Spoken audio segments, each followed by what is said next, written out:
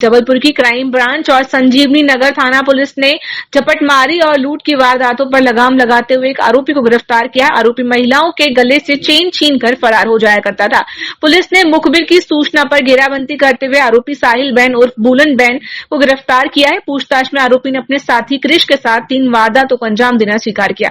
Police ने आरोपी के पास से एक सोने का मंगलसूत्र और लूट में प्रयुक्त मोटरसाइकिल बरामद की है। फरार साथी की तलाश जारी है। घटना दिनांक 19/4/25 की है। सुबह अर्ली मॉर्निंग वॉक में महिलाएं धनवंती नगर क्षेत्र में निकली थी। जो सुबह 6:45 के आसपास बाइक सवार 2 लुटेरे आए। पहले एक महिला का मंगलसूत्र छीना और उसके थोड़ा सा और आगे जाकर साई कॉलोनी के पास एक दूसरी महिला का भी मंगलसूत्र छीना, जिसका लॉकेट उनके हाथ में, महिला के हाथ में रह गया और चैन लेकर चले गए। इस घटना की वारदात पर थाना चौकी धनवंती नगर थाना संजीवनी नगर में अपराध क्रमांक 173 और 174 अलग कायम किए गए। विवेचना हेतु टीमें गठित की गई। श्रीमान पुलिस अधीक्षक महोदय के निर्देशानुसार और माइक टू सर से रमन वर्मा और CSP HR पांडे के मार्गदर्शन पर टीमें गठित किए गए। चौकी प्रभारी धनवंती नगर के साथ और प्लस ASI श्रीकांत मिश्रा के साथ 2 टीमों का गठन किया गया। टीमों ने लगातार शहर में CCTV फुटेज देखने के उपरांत एक भोला नगर निवासी साहिल बेन उर्फ भोलन बेन और क्रिश जाटो नाम के 2 लड़के चिन्हित हुए, जिसमें साहिल बेन को उठाया गया और जिसने पूछताछ पे अपना जुर्म कबूल किया, जिसके कब्जे से लूटी गई एक मंगलसूत्र और घटना में प्रयुक्त मोटरसाइकिल बरामद की गई। वो मोटरसाइकिल भी बाद में प्रकाश में आएगी कोतवाली क्षेत्र से चोरी हुई थी। इनका बैकग्राउंड क्या है? इनका बैकग्राउंड ये ऐसे ही नशेड़ी टाइप के लोग हैं और साहिल का पिताजी है नहीं और माताजी वगैरह है, तो बहुत ज़्यादा नियंत्रण है नहीं इनका, पढ़ाई लिखाई भी नहीं की है। और क्रिश जो है, क्रिश अपने दादा दादी के पास यहाँ रहता था, ग्वालियर क्षेत्र का रहने वाला है और उसके ऊपर अन्य अपराध में थानों में उनका है। कितने आरोपी थे इसमें? यही 2 ही आरोपी थे, दोनों ने उस बाइक से उपयोग किया था। क्या दोनों की गिरफ्तारी होगी? तो इसमें अभी क्रिश जाटो की गिरफ्तारी से जो टीम लगी है, जल्दी उसकी गिरफ्तारी की जाएगी। कितने का मशीन का बरामद किया? इसमें एक मंगलसूत्र और एक मंगलसूत्र और मोटरसाइकिल बरामद हो गई है। एक 30-35 हज़ार की चैन भरवासी है सर में, 70,000 के आसपास का मूल्य का ये बरामद हुआ, प्लस गाड़ी बरामद हुआ। गोला बाजार स्थित प्रेक्षा गृह में स्वर फनकार कलाकार म्यूजिकल ग्रुप द्वारा आरडी बर्मन को समर्पित संगीतमय कार्यक्रम आयोजित किया गया। कार्यक्रम में शहर और आसपास के गायकों ने आरडी बर्मन के सदाबहार नगमे गाए। संगीत प्रेमियों की भारी उपस्थिति ने शाम को यादगार बना दिया। शहरवासियों का कहना है कि इस तरह के आयोजन न केवल कलाकारों को मंच प्रदान करते हैं, बल्कि लोगों को पुराने नगमों की मिठास से भी रूबरू कराते हैं।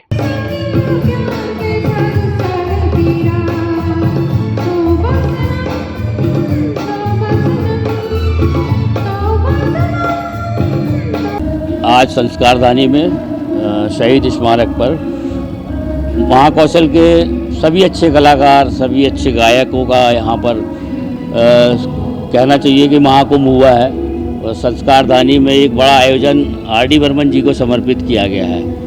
और ये कार्यक्रम सब हम लोगों की निजी सोच रही है कि संस्कारधानी के लोगों को मौका दिया जाए कि वो अपनी कला का जादू बिखेर सके। और जैसा कि आपने देखा कि प्रतिभाशाली एक से एक कलाकारों ने अपनी प्रस्तुति दी है और ये कार्यक्रम स्वर फनकार म्यूजिकल ग्रुप के बैनर के तले हुआ है। कितने लोग शामिल हुए इसमें? कम से कम श्रोता जो हैं 150 के आसपास रहे हैं। जबलपुर से हैं, कुछ आसपास के कस्बे गांव से भी लोग आए। आपका नाम? गोपाल श्रीवास्तव। पनागर थाना क्षेत्र में बिल्डर रंजीत चौधरी ने रांची निवासी ज्वेलर्स अनिल गुप्ता और संडेल गुप्ता पर सूदखोरी और धोखाधड़ी का आरोप लगाया। रंजीत का कहना है कि उसने उधार लिए पैसों के बदले जमीन की रजिस्ट्री करवाई थी, लेकिन भुगतान के बाद भी जमीन पर जबरन कब्जा करने की कोशिश की जा रही है। दूसरी ओर अनिल गुप्ता का कहना है कि जमीन का सौदा विधिवत किया गया था और आरोप झूठे हैं। ASP सूर्यकांत शर्मा ने बताया कि दोनों पक्षों की शिकायत पर जांच जारी है, तथ्यों के आधार पर कार्रवाई होगी। थाना पनागर में रंजीत चौधरी ने एक आवेदन पत्र दिया था। उसने बताया था कि अनिल गुप्ता को उसने एक जमीन विक्रय करने का अनुबंध किया था और लेकिन बाद में उस अनुबंध को नोटिस से निरस्त करा दिया था और पैसे भी उसके जो अनुबंध के वापस कर दिए थे। फिर भी वो लगातार ब्याज सहित पैसों की मांग कर रहा था और उसको रंजीत चौधरी का यह कहना था कि अनिल गुप्ता लगातार उसे ब्याज देने के लिए परेशान कर रहा था। इस सूचना पर थाना पनागर में अनिल गुप्ता के खिलाफ अपराध दर्ज कर लिया गया है और इसमें जांच की जा रही है। साथ ही अनिल गुप्ता ने भी एक आवेदन दिया है उसकी भी जांच कराई जा रही है और उसमें दोनों उनकी इसके आवेदन पत्र पर उस प्रथम सूचना पत्र पर विधिवत इसमें जांच कर वैधानिक कार्रवाई सुनिश्चित की जाएगी। ये मामला मेरा ये सबसे पहले ग्राहक था। ये मेरे यहाँ दुकान, मेरी सोना चांदी की दुकान है, मेरे यहाँ वो आता रहा ग्राहक बन के। तो मेरे यहाँ खूब उनने सामान पहले खूब खरीदी किया है, बहुत सामान खरीदता था मेरे यहाँ। तो मेरे यहाँ व्यवहार धीरे धीरे उन्होंने अच्छा जमा लिया। फिर बाद में बोलता भैया कि मेरी यहाँ पर साइट चल रही है पनागर रोड में, तो आप एक बार देख लो, आपके मतलब की ज़मीन है भैया, आप कुछ इन्वेस्टमेंट करोगे तो आने वाले समय पे उसमें आपको बेनिफिट मिलेगा और आप कुछ भी कर सकते हो। तो मैंने बोला चलो एक बार देखेंगे। तो पीछे पड़ा रहा बहुत दिन तक। फिर मेरे को लेके गया अपनी साइट में ले आके मेरे को दिखाया कि ये देखो, ये मैं पूरी कॉलोनी बना रहा हूँ और इसमें मेरे को अगर आपको चाहिए तो आप बता दो, मैं आपको अच्छे प्लाट जो चाहिए वो आपको मैं दे दूंगा, क्योंकि मेरी प्लाटिंग चल रही है। तो मैंने उसके एवज में उसको फिर पैसे दे के फिर पैसे दिया, तो उन्होंने मेरे को रजिस्ट्री किया। उसके बाद फिर पैसे की ज़रूरत पड़ी कि मेरे को ट्रांसफार्मर लगाना है और ट्रांसफार्मर लगाऊंगा, लाइट जलेगी, मैं लाइट की व्यवस्था करो, मैं अपना मकान कुछ बनाऊँ, बाउंड्री वॉल बनाता हूँ, कुछ करूँगा। तो बोला भैया मैं रुको करता हूँ, अभी मेरे बिक नहीं पा रहे प्लाट, तो जैसे जैसे बिकेंगे मैं करते जाऊँगा। एक काम करो, अभी आप कुछ पैसे और मेरे को दे दो, उसके बदले में और ज़मीन में जो होगा मैं आप ले लेना मेरे से और मेरे को ट्रांसफार्मर लगा लेंगे। तो मेरे को लगी कि चलो पढ़ाई तो है, तो इतनी ज़मीन मिल रही तो और थोड़ा सा ले बढ़ा लो। जो आपने दिए किसकी कोई लिखा पड़ी? मैंने जो पैसा दिया मैं तो सब उतने चेक से पेमेंट किया हूँ उसको। लगभग कितना जो है पेमेंट? मैंने कम से कम वो मेरे को ही बता, पेपर में आया है, उसके लिए कुछ छपवाया है, तो पेपर में कुछ आया है। तो उसमें वो ये बोला है कि मैंने 2 लाख लिया हूँ और 2 लाख लेके गुप्ता ने इतना पैसा लिया, उतना पैसा लिया। मैंने कम से कम उसको 35-40 लाख रुपए दिया हूँ। 35 से 40 लाख रुपए से ऊपर अभी देखना पड़ेगा, क्योंकि आज पेपर में आया है। अब मैं स्टेटमेंट निकालूंगा तो मेरे को समझ में आएगा। मैंने कम से कम एक एवरेज में 40-50 लाख के करीब मैंने उसको पेमेंट किया हूँ। मतलब इसमें लिखा पड़ी?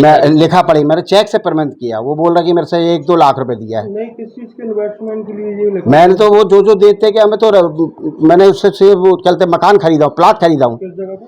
वही निपनिया, क्या बोलते हैं, झुरझुरी निपनिया में, जहाँ उसकी प्लाटिंग चल रही है, राधिका आराध्या कॉलोनी में। क्या नाम है बिल्डर का? रंजीत चौधरी नाम है। जो मेरे को ज़मीन नहीं देने के, उसके बाद मेरी ज़मीन को उसने उठा के कई लोगों को, मतलब अभी मैं रिकॉर्ड निकलवाना चालू किया तो वो परेशान हो गया। मैंने 1 हफ्ते पहले उसकी शिकायत करी, एसपी ऑफिस में किया हूँ, रांची थाने में किया हूँ। उसके बाद जब उसको समझ में आ गया कि जब वो नोटिस गया, तो नोटिस जाने के बाद उसने देखा कि अरे यार ये तो अब मेरे को परेशान करेगा। तो अब उसने क्या किया, उनने जाके मेरी झूठी शिकायत आज़ाद थाने में जाके कंप्लेन कराई।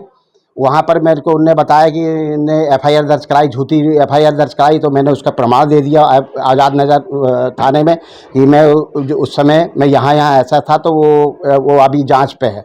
उसके बाद फिर मैंने चलते रांची थाने में एफआईआर दर्ज कराई है। एसपी साहब के यहाँ मतलब जांच के लिए वो कराई है, जांच कराया। क्या चाह रहे हैं? हम ये चाह रहे हैं कि चलते निष्पक्ष जांच की जाए। जो दोषी होगा उसको मैं सजा, अगर मैं दोषी हूँ तो मैं सजा के लिए तैयार हूँ, अगर वो दोषी है तो उसको सजा, सख्त से सख्त कार्रवाई की जाए और मेरे हर चीज़ के लोकेशन कर लिया जाए। वो झूठी रिपोर्ट करता है, वो बोलता है कि मैं तेरे नाम से हरिजन थाने में झूठी रिपोर्ट लिखाऊंगा क्योंकि मैं फलाने समाज से आता हूँ। तो उसका वो पूरा फ़ायदा उठा रहा था। सबसे पहले वो आज़ाद थाने इसलिए गया, वहाँ जाके झूठी रिपोर्ट लिखा दिया कि मेरे को अनिल गुप्ता ने मारा, यहाँ मारा, वहाँ मारा, उन्होंने दिया। तो मैंने उसका प्रूफ दे दिया थाने में कि मैंने मारा, तो मैं उस समय यहाँ था, वहाँ था, जो भी था मैंने उनको दे दिया हूँ। अब रही बात, मैंने एसपी साहब और थाने रांची में ही शिकायत मेरी हफ्ते भर से है। अब वो अपने आप बचाने के लिए, फंसाने के लिए, तो वो सूदखोरी और ब्याज और चेक और ये सब बहानेबाजी कर रहा है। वो इतना बड़ा बिल्डर है, करोड़ों रुपए का लेन देन, उसका सैकड़ों लोग की उनने रजिस्ट्री, सबके साथ छल कपट किया। मैं तो 10 लोग को जानता हूँ, जो बोलोगे मैं सामने खड़ा कर दूंगा और सब परेशान है बेचारे। उन्हें सबके साथ धोखा किया। 50 रजिस्ट्री उनने दूसरी किया, कहीं मेरे नाम की उसको भेज दिया, उसके नाम की उसको भेज दिया। यही उसका काम है, ये 420 करना। नाम आपका? नाम अनिल गुप्ता मेरा नाम है। काम करते हैं? मेरा सोना चांदी का व्यापार है, रांची मेन रोड में, रांची बाजार मेन रोड में। सूदखोरी का तो कहीं से मामला नहीं होता। अब उनने शिकायत की है। रही बात इसकी, तो मैंने अपने खाते से, अपने पिताजी के खाते से जो बैंक स्टेटमेंट जो मेरा कहता है, मैंने उसको 44,44,60,000 रुपीज़ मैंने दिया हूँ एक रंजीत चौधरी जो बिल्डर बनते हैं, और उसके आवाज़ में मैंने उनसे प्रॉपर्टी खरीदे। हमने प्रॉपर्टी खरीदे, ज़मीन लिए, वो ज़मीन इन्हें 420 में आगे दिए। और उसमें डबल प्लॉटिंग ट्रिपल प्लॉटिंग 20 लोगों को बेचे। और उसकी रही बात, मेरा सोने चांदी का व्यापार है, मेरी सोने चांदी की दुकान है मेन रोड रांची में। और उनने जो मेरे को पैसा दिया, जो चेक से माध्यम से दिया, मैंने उसको वो पूरा वो सोने चांदी में दिए उनने। मेरे को तो अलग से कुछ दिया नहीं कि मैं पर्सनल बिहाफ में उनको पैसे दिया, लेन देन करा। उनने से मेरे को दिए हैं। संदल गुप्ता मैं जो हूँ, तो मेरी दुकान की एवरेज में उन्होंने 2 लाख रुपए दिए, कभी 50,000 दिए, कभी 20,000 दिए, चेक के माध्यम से दिए, क्योंकि बोलते अन्नू मेरे को इसका बिल लगेगा। तो मैंने ठीक है आपको मैं बिल दूंगा। तो अब उनने पैसे दिए, तो दुकान के सोने चांदी आपने मुझसे लिया, आपने मुझको पैसे दिए। और रही बात उसकी, तो मेरे पास एविडेंस है, सब है। उसके बाद भी अब फंसाया जाए तो क्या बोलूं। लगभग कितना जो इन्वेस्टमेंट के नाम से जो है रंजीत चौधरी ने पैसा लिया था आप लोगों को? अंदाज़न है एक 44 लाख 45 लाख रुपए के आसपास का है जो हमने दिए हैं। और कैश छोड़ के ये मैंने ऑनलाइन RTGS चेक के माध्यम से उनके खाते में दिया हूँ। जो तो उसके बदले में क्या ज़मीन उसके बदले में अपन ने ज़मीन लिए। कुछ पैसे थे लेन देन में उसमें कि 20,000 दे दो भैया, 50,000 क्या उसमें, तो उसके एवज में उन्होंने मेरे से सोना लिए थे। क्या चाह रहे हैं आप लोग? इसकी निष्पक्ष जांच करें, राजस्व लेवल में जांच हो इसकी, जो एक्चुअल एविडेंस आरोपी हो उसके लिए आप कार्रवाई करवाएं। नाम आपका? संदल गुप्ता रांची। ये सूदखोरी अनिल गुप्ता और उसका लड़का संजल गुप्ता उसके द्वारा हुआ है। हमने वर्ष 2015 में उससे पैसा लिया था 2 लाख रुपए 10% की ब्याज की दर पे। फिर उसने हमको 20,000 हम उसको हर माह देते रहे। फिर उसके बाद उसने ये किया कि हमको कुछ पैसे की आवश्यकता फिर पड़ी, तो हमने उससे 5 लाख रुपये और लिया। फिर उसने 5 लाख के बाद उसने हमसे बोलने लगा हम 10% के पैसे नहीं लेंगे, 20% के पैसे लेंगे। तो हम 20% के उसको पैसा दिए, कुछ कैश दिए, बाकी चेक से दिए। इसमें बीच में बोलने लगा कि भाई हमको पैसा दो। तो हमने कहा ठीक है, पैसे तो अभी हो नहीं पा रहे हैं। तो बोले यार ज़मीन हमारे नाम पर रजिस्ट्री करा दो, फिर ये आपको वापस कर देंगे, ये गारंटी स्वरूप रहेगी। ग्राम पड़रिया पनागर में है। तो इसने हमसे गारंटी स्वरूप रजिस्ट्री करा लिया, उसका कोई पैसा शुल्क तो दिया नहीं। उसके बाद ये हुआ कि इसने अपने लड़के के नाम से ही करवा दी रजिस्ट्री। फिर हमने 2020 में इसका पैसा चुका दिया। इसने हमको नोटिस के समक्ष आके निरस्तीकरण कर लिखा हमको। इसने उस पैसे का भी इसके लड़के ने जो 1,60,000 दिया था, उसने इससे हमसे 7 लाख रुपए लिया और निरस्तीकरण करके दिया। लिखा पढ़ी मैं आपको देता हूँ, इसमें है पूरा ब्यौरा लिखा हुआ है। अब ये क्या कर रहा है कि 2020 हो गया है, पूरा पैसा इसको हम दे चुके हैं। अब ये निरस्तीकरण करने के बाद ये हमारी ज़मीन को हड़पने के चक्कर में ये इसने उसका नामांकन लगा दिया, जो कि निरस्तीकरण करा के दे दिया। और अब इसको हमने, जैसे हमको पता चला, पटवारी द्वारा हमने पहले तहसीलदार साहब को शिकायत किए और फिर SP साहब को कोई थाना पनागर में किए, जहाँ इसका सूदखोरी का मामला इसके ऊपर कायम किया और ST भी हो कायम। कौन लोग हैं जिन्होंने सूदखोरी की है, क्या करते हैं? ये सूदखोरी काम अनिल गुप्ता है, ज्वेलर्स की दुकान है, चोरी का सोना का इसका बहुत बड़ा वो है, चोरी का बहुत बड़ा कारोबार है।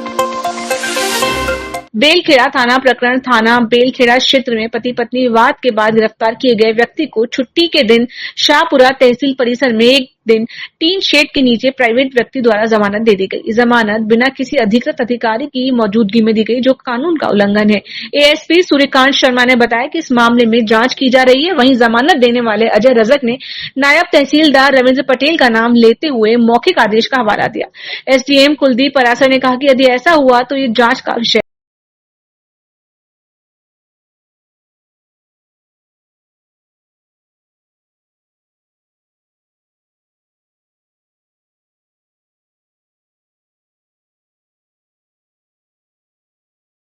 संबंधित वीडियो आपके माध्यम से मेरे संज्ञान में आया है। इस वीडियो को तत्काल हम थाना प्रभारी शाहपुरा को जांच हेतु भेज रहे हैं और इसमें जो भी व्यक्ति जो शासकीय परिसर में लिखा पढ़ी करते देखा जा रहा है उसकी तस्दीक की जाएगी। और अगर वो इस तरह का कोई कार्य जो शासकीय अनुक्रम में कोई प्राइवेट व्यक्ति कर रहा है और अगर उसने कानून का उल्लंघन किया होगा तो निश्चित रूप से उसके खिलाफ वैधानिक कार्रवाई सुनिश्चित की जाएगी। जम्मू कश्मीर के पहलगाम में हुए आतंकी हमले के विरोध में जबलपुर के सैकड़ों वकीलों ने कलेक्ट्रेट कार्यालय का घेराव किया। इस हमले में 27 लोगों की मौत हुई थी। प्रदर्शन के दौरान वकीलों ने पाकिस्तान मुर्दाबाद के नारे लगाए और राष्ट्रपति के नाम ज्ञापन सौंपा। अधिवक्ताओं ने आतंकवाद के खिलाफ सख्त कार्रवाई और POK को भारत में मिलाने की मांग की।